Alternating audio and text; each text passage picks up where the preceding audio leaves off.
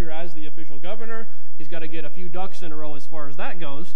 But 3 days after he gets there, he's already focused on the project he was there for. So he didn't waste any time. As soon as he got to Jerusalem, he starts to do a survey. So then he goes at night, verse 12. I arose at night, I and a few men with me. Neither I told any man what my God had put in my heart to do at Jerusalem, neither was there any beast with me, save the beast that I rode upon. Now that's interesting. He's probably not riding a horse, actually. He's probably riding a donkey. I'm trying to remember if it says later. Because it says there's a spot he couldn't get through. It just refers to it as a beast. But the men that were with him were not mounted. A small party of mounted men is going to draw attention. He's trying to do this on the down low. He's trying to keep it quiet. He has not told anyone why he's there. So he goes at night to take a survey of the wall to see what his project is going to be. He takes a few men with him. Now remember, there's already adversaries in place. Not because Nehemiah did anything wrong, or even right by this point. Not because of Nehemiah at all. Just simply because of Israel. There's already adversaries in place. So he takes a couple of men, probably soldiers. Doesn't describe them. But at least he's not by himself. He's not out where an assassin can take him out easily. He is being intelligent about this. But he takes a few men that he trusts. He goes and he does a survey of the wall. Now he goes, and we'll read this. He went up to the different areas. Now the different locations don't make a whole lot of sense to us. To the people he was writing to, they knew exactly where they were. The Dragon Well, the what does it say? I think I read that wrong. Let's see. Verse 13. And I went out by night by the gate of the valley, so that's one gate, up to even before the Dragon Well, and to the dung port, and viewed the walls of Jerusalem which were broken down, and the gates thereof were consumed with fire. So he went on to the gate of the fountain, to the king's pool, and then there was no place for the beast that was under him to pass. So it was so jumbled that the wall had been broken down and the pieces scattered, and the area was so blocked that he couldn't even get his animal through. So rather than stopping and going on foot, that's where he stopped. It says, so he returned. So he went back, and again he returned. But the walls have been completely smashed, completely leveled, and the debris is everywhere. And so this is a big project. This is a difficult project. And I'm guessing that when he got back, he probably, when he got back to his house, if humanly speaking, at least this is what I would have done, is that he probably kind of sat there and says, what have I gotten myself into? But he knew that God's hand was on him. God had already put his hand on him and showed that this was his job. Remember, Artaxerxes never should have granted this request. There are times, and just speaking from personal experience, there are times when we get discouraged, when we feel like we can't accomplish the task we've been given. It is helpful in those times to be able to look back and know for sure that there was a time we know by God's hand that you are on the right path. And if you're on the right path and God has showed you clearly that you're on the right path, stay on that path until God shows you clearly to go somewhere else. Now, keep your eyes and ears open because you don't want to miss his leading, but don't assume just because there's trouble or difficulty that it's the wrong path.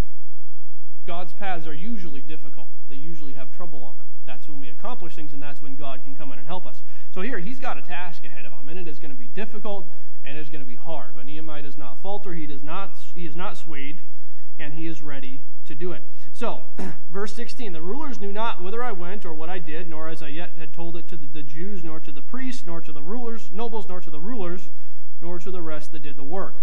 So he's got their servants, there's people in place ready to do work, but he hasn't told them yet his true mission. So when he came and he presented himself, he simply presented himself as the new governor. And those 3 days that he was getting everything set up, everybody just thought, hey, we got a new governor from the king. And that did happen from time to time. That wasn't a big deal. And so nobody thought anything of it. So now that he's done a survey, now that verse is kind of in there just to let us know that he hadn't talked to anybody about it yet. He had waited until he had surveyed the damage, until he knew what the project was going to be. But rather than backing off, rather than saying, well, I need some more time to change my strategy or whatever, he goes to the nobles now. Verse 17, and I said unto then, notice the then, that means after he had done the survey of the wall. Then I said unto them, ye see the distress we are in, how Jerusalem lieth waste, and the gates thereof are burned with fire. Come, let us build up the wall of Jerusalem, that we be no more a reproach. No, reproach is an embarrassment. Really, that's what that word means. Who are reproach to? No. The other countries wanted them to be a reproach. They wanted them to be an embarrassment. They wanted them to be small. They were a reproach to God. He goes to the people and he says, we are an embarrassment to our God. Now, why was the wall broken down in the first place? Because of disobedience. It was a punishment. And God said that. He said, because of your disobedience, I will make you a reproach. It's in Deuteronomy. It's in the prophets. Jeremiah and Isaiah said that. And many of the other prophets would say that. It says, because of your disobedience, I will make you a reproach. God told them he would do that. And what Nehemiah is saying now, he says, we have been a reproach. We deserved it. This is all implied, because they know their own history. They're very careful about studying their history. He says, all right, it's time for us to build the wall. It's time for us to stand up again for our God, to be something our God can be proud of, as opposed to embarrassed by. That's really implied. Just when he says we're a reproach, all of that is implied in that statement. He says we are currently an embarrassment to our God, and we should not be. So let's build our wall back. And then he goes on in the next verse. It says, I've been commissioned. He tells them how he was sent out there, what his true purpose is. I'm sure he presents the letters from the king to back up his story, to show that it was true. He's not just making this up. But the gist, though, of his whole speech is to remind them, it's not to build Jerusalem just for the sake of building Jerusalem. It's not just to build Jerusalem so they have a fortified city to hide in. It's to build Jerusalem so they can once again be a people that is honoring to their God. That is the purpose. So then he goes on in verse 18. He told them of how the hand of his God was good upon him, also the king's words which he had spoken unto him. So because of that, now not only did he encourage them with his statement, but he did show that he had the king's authority, that everything was legitimate. He wasn't just a rebellious guy trying to start an uprising. That wasn't his purpose. He was doing it under the authority of the king. So they weren't going to have a fight from the king in doing this. That actually is helpful to them. What does they say? They said, let us rise up and build. So they strengthened their hands for this good work. So it works. He goes to the nobles. He goes to the leaders. He presents his case. He says, hey, we don't want to be an embarrassment to God anymore. And they said, hey, let's do it. We're on your side. Tell us what to do and we'll do it. Basically is what they say. So they said, let's do it. But when Sanballat the Horonite and Tobiah the servant the Ammonite and Gershom, we got a new one now, the Arabian, heard it, they laughed us to scorn and despised us and said, what is this thing that ye do? Will ye rebel against the king? Now notice, the rumor has already started, before they even start the work, that this is a rebellion. Very dangerous rumor. If they had not had the authority of the king, if Nehemiah had not been the man leading it, who had a close tie with the king, who could go to the king directly and explain, this would have been an extremely dangerous rumor. Now, they have been protected from it because of the man that God chose to put in the leadership. The king sent Nehemiah. The king knows it. So if this rumor gets back to the king is going to be able to dismiss it. Nope, Nehemiah's in charge. I know he is not leading a rebellion. I trust him, so we're okay. But this is a very dangerous rumor. And so Nehemiah's answered, then I answered them and said unto them, the God of heaven, he will prosper us. Therefore we his servants will arise and build, but ye have no portion, no right, nor memorial in Jerusalem. So now these guys are actually in Jerusalem, or at least they're wanting to be. Now again, who wants Jerusalem now? The Arabian people from around Israel want Israel's territory. They want Jerusalem. That's not new. Sanballat and Tobiah are the governors from nearby areas. Now, depending on where, when he says beyond the river, it's possible. I think the governors beyond the river were the ones on the other side of the Jordan, but I think Sanballat and Tobiah were the ones on that side of the Jordan River. They were actually governors over regions that used to belong to Israel, and they want more. They want all of Israel. So he says, you guys don't have, notice what he says, no portion. We're not going to give you anything. We're not compromising. We're not going to give you part of Jerusalem to keep you happy. No compromise. Says no right, no portion, no right. What was their right to have Jerusalem? God gave it to them. So he looks at them. Now, they're not Israelites. They're a Horonite and an Ammonite, and now we see an Arabian involved. That's their heritage. That's their ethnic groups. And he says, you guys don't have any right in Jerusalem. You are not Israelites. We have been given this land by God. You don't have any right to it. So he says that. No portion, no right, nor memorial. You don't have any history here. Jerusalem was the center of Israel's history. Now, it was a city before that. It existed all the way back as far as we know in Abraham's day. And it was a large enough city to have a temple and a priest there. Because we see Melchizedek coming from, it's referred to as Salem there, as we assume that's the same as Jerusalem. Salem, the Jeru part just means city. So it's Salem means peace. So he came from the city called peace, and later on, the city part is added to the name. Jerusalem means city of peace. So it's just a way that I would assume, and biblical scholars agree the same way, that Salem that Melchizedek came from in Abraham's day was the same city as Jerusalem today. They just added to the name later. They added the city part of it later on. But he was a priest there, which means there was a temple there, which means it was a large enough city to warrant that, all the way back in Abraham's day. Interestingly enough, he was a priest to the true God, and again, I don't have time to get into that. But he says we have a memorial here. We have a history here. This is the city of our fathers. This is where David and Solomon and the great kings were buried, was in Jerusalem. They actually buried them within the city walls. They had a special spot where the kings would be buried. And so he says, you guys aren't involved. You guys aren't around. And apologize, I got to make sure I get the right next chapter here. When I printed this up, I didn't print the chapters on it. So. All right, so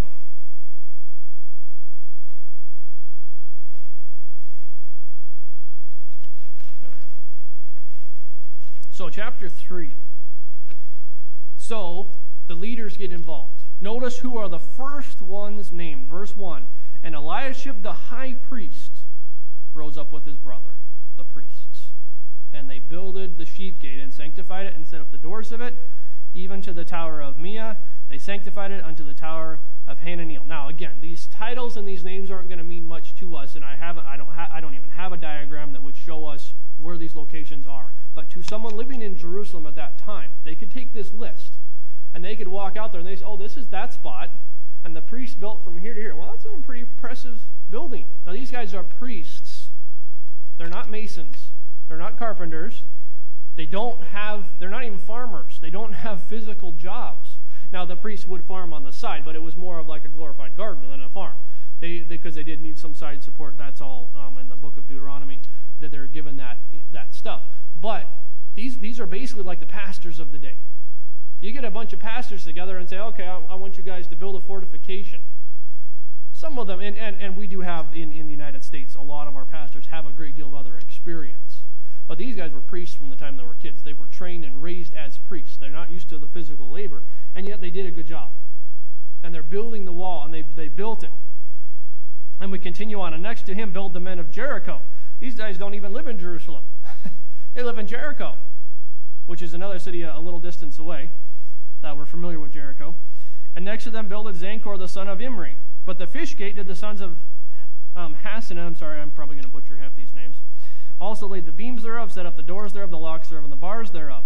Next to them repaired Merimoth, the son of Urijah, the son of Koz. And next to him repaired Meshullam, the son of, well, I'm going to skip some of these, the son-ofs. And next to them repaired Zadok, the son of Bana. And next to them the Tekoites repaired, but their nobles put not their necks to the work of the Lord.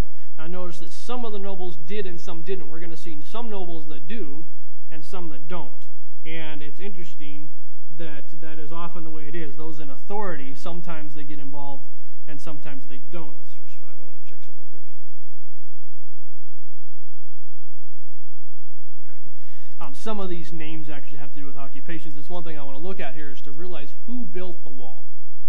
Who built the wall of Jerusalem? Now, Nehemiah was in charge. Nehemiah was the leader. We call it Nehemiah's wall. But who actually built it? So far we have priests. We have some other people that aren't named as far as their occupations are. It says, verse 6, moreover, the old gate repaired Jehoiada, the son of Pahiah, and Meshullam, the son of somebody or other. They laid the beams thereof, set up the doors thereof, the locks thereof, and the bars thereof. Now, notice there's more emphasis given to the gates than there is to the wall itself. So setting up a gate was a trickier process. It required a little bit more skill and a lot more labor than the wall itself. Stacking rocks up to build a wall, while it was, I'm not trying to undermine it, it was complicated. It was difficult to get a wall that would withstand a siege. They're not just trying to build a little 2-foot fence here. They're not just trying to keep the neighboring antelope out. Okay, this isn't a garden fence. This is a wall intended to stop a siege. That is the purpose of this wall. So this is a heavy construction. This is going to be a tall wall. It's going to be thick. If it's not built right at the base, you get up to the top and the whole thing is going to crumble. And you got to start over again. So there is a great deal of technicality and skill even in building the wall. But the gates are even more tricky because they have to be able to open, they have to be able to close, they have to be able to close tightly when they close, and there has to be bolts and locks to be able to lock it because the gate is the weakest part of the wall. The gate is the easiest place to attack because it is the weakest. It's the easiest to smash through. So not only does the gate have to be strong, but the wall directly around it has to be able to support the weight of heavy gates. All of that work together. This is a little bit more difficult. So it goes into a little more detail. Oh, these guys set up the gate, and they did everything. They set up the gate, they put up the bolts, they put up the locks. They put the work into it. They made sure that these gates were strong, that they were good. Next to them repaired Melata in verse 7, and Jadon, the men of Gibeon and of Mizpah, unto the throne of the governor of this side of the river. Next to him repaired Uzziel of the goldsmiths. So another occupation, goldsmiths. Big heavy work there, right? These are jewelers. Not exactly your big muscular farm boy types that you would think of anyway. These are goldsmiths. But they said, hey, this is our city. We want to be involved. And so they took a portion of it as well. And notice it says, now remember, most occupations in that day were based on family lineage. So whatever your father was, he trained you to be, and you trained your son to be. So these are typically family groups. So not only are they goldsmiths, but they're related to each other. Now they might be adults, they might have shops all over town, but it's probably somebody's cousin that's over there. And so they came together and worked as a family unit to build this section of the wall. That's typically the case. Now not always, but typically the case. Next to them also repaired Hananiah, the son of one of the apothecaries. What's an apothecary? A druggist. He would create the medicine of the day. He was an apothecary. Now this isn't, I'm not talking about a doctor. This is the guy, if you go to the pharmacy, the guy in the back mixing the medications and stuff. Again, not a heavy, not a stressful job. These guys are not really built for this kind of work, but they jumped in and they got involved, and they did well. I notice it says they fortified Jerusalem. Again, this is not some little picket fence that they're setting up. This is a fortification. This is the defense against siege weapons, against seasoned armies. That's what it's for. Now, they don't ever have to fight in it, at least not the ones that built it, but that was their purpose. That was their goal, was to make it able to be fought in. Verse 9, next to them repaired Rephaiah, the son of Hur, and the ruler of the half part of Jerusalem. So now we see some rulers start to get involved. Now this is a man of authority. This is the man in position. And he says, hey, we got a job to do. I'm going to help out. So some of the nobles did, some of the nobles didn't. Verse 10, next to them repaired Jediah, over against his house. We're going to see that a couple of times. The people repairing in front of their own houses. Now, the houses were frequently actually part of the wall. They would build the wall, and then when they built the wall, it's similar to what people if you think about like going out west, they would find a cliff and they would build their house next to the cliff, and they don't have to build 3 walls. The 4th wall was the cliff. Especially if it had a cave or something that they could use as a place to store stuff, people would do that. They would save them trouble and time to build with that cliff as one of the walls. Well, they do that with the wall. The wall of the city they would use as one of the walls of their house. So they only had to build 3 walls to come out from their back wall was the wall of the city. Now, many of these houses had been built into the wall when it was destroyed. So the house would have been significantly damaged and possibly destroyed, but some of them had been rebuilt. So there's probably, and again, just reading into the probabilities here, but it's very likely that his house was on the track where the wall needed to go. And so he says, okay, I don't even have to walk to work. I'm just going to step out of my door and start building the wall where it connects to my house and start from there. So it was convenient, but it was also important because guess what? If his spot is the weakest part of the wall at his house, if they're attacked, guess whose house is going down? So it's important to him. He says, hey, this is the spot where I live. I want this to be strong. I want this to be built well. I want it to be built right. And so he started from his house and built the part of the wall that was the most important to him. Again, we're seeing a lot of other names. Some of these names I can't go through just for the sake of time. Verse 12. Next to him repaired Shalem, the son of somebody or other, the ruler of the half part of Jerusalem. Now we've already seen the other ruler of the half part of Jerusalem, so now we see the other ruler. And notice who repairs with him. He and his daughters. Interesting. Apparently he didn't have sons, at least it's implied that, and probably his daughters are not married yet, because if they'd been married, then they would have been with their husbands' families. So these are probably young girls. They got married between 15 and 20, typically, and often on the younger side of that in those days. Again, we don't know, we're not told, but probably these are young teenage girls. And he says, hey, we're going to take what we've got. And it's plural. He apparently had several daughters, at least two. But he's like, okay, we got a job to do. Come on, girls, let's go build the wall. Now, I don't know what all they were able to do, but they helped. They did what they were able to do. And so they helped. Again, the valley gate, it talks about in verse 13, it talks about they built it, they set up the doors, the locks, and the bars. Oh, it says, and 1,000 cubits of the wall into the dung gate. So they were overachievers. They don't only set up and built the gate, but they built part of the wall next to it as well. The dung gate repaired Machala, I'm going to skip a lot of these names. He built it, set up again the doors, the locks, and the bars thereof. But the fountain gate, or the gate of the fountain, repaired Shalem, the ruler of Mizpah. He built it and covered it and set up the doors thereof, the locks thereof, and the bars thereof.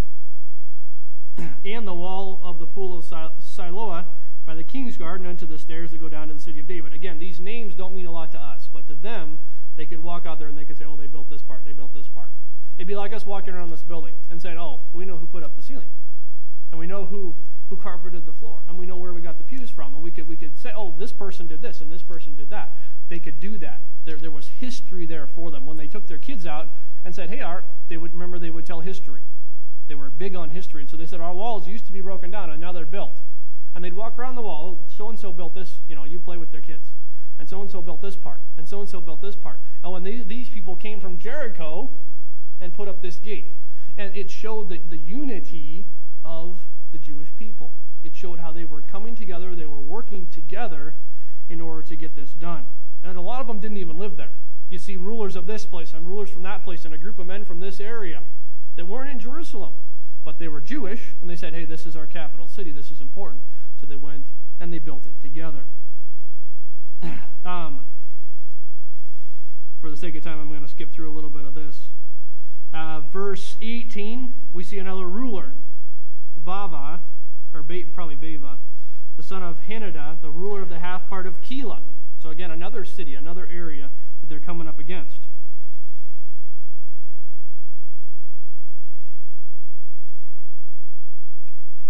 Verse 23, after him repaired Benjamin and Hashub over against their house, another group that started at their residence, again, and built out.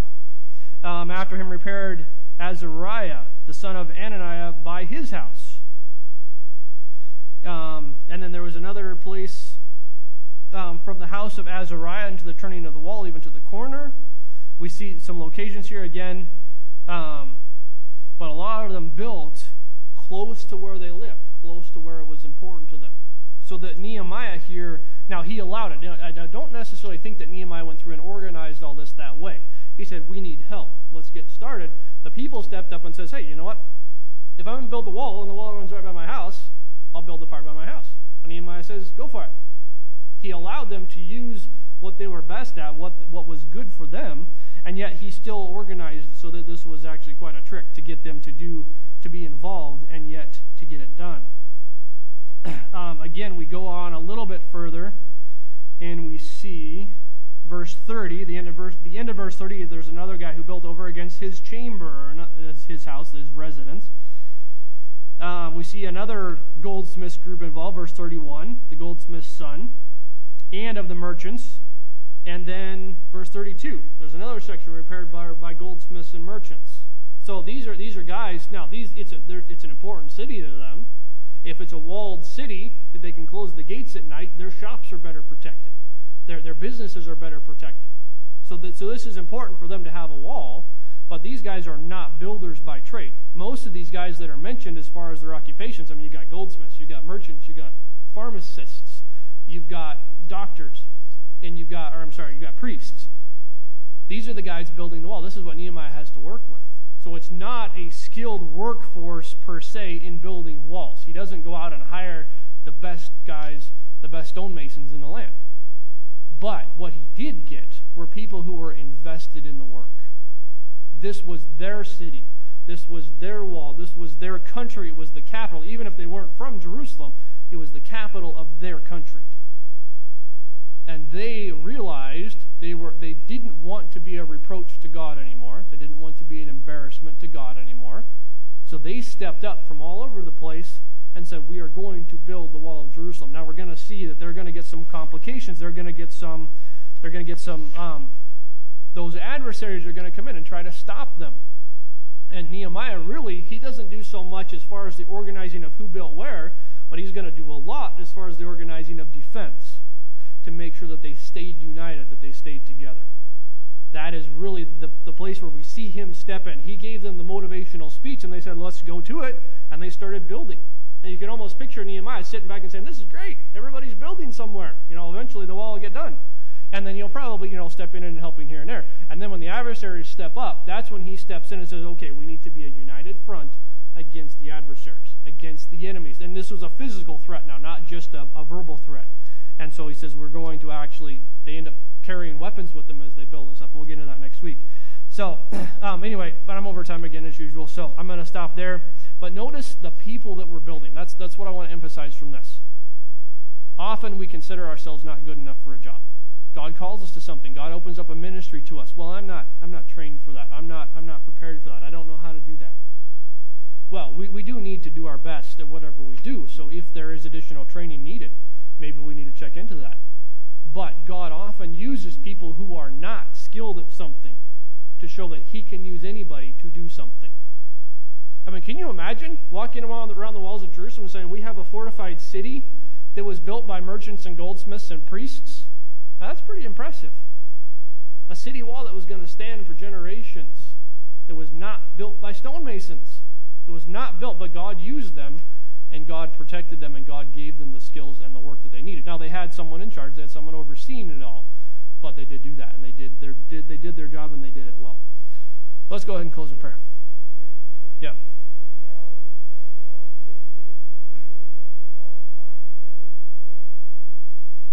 Right.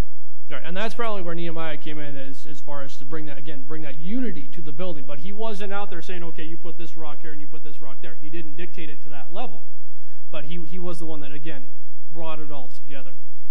Dear Heavenly Father, thank you for today. Thank you for Nehemiah and the task that you gave him. I pray that as we look at the completion of the wall, the way you protected them, and the intelligence that Nehemiah uses, both with his own people, to be able to encourage them, to protect them, to keep them going in the work, but also the intelligent way he deals with the adversaries, to not fall into their traps and not be tricked by them.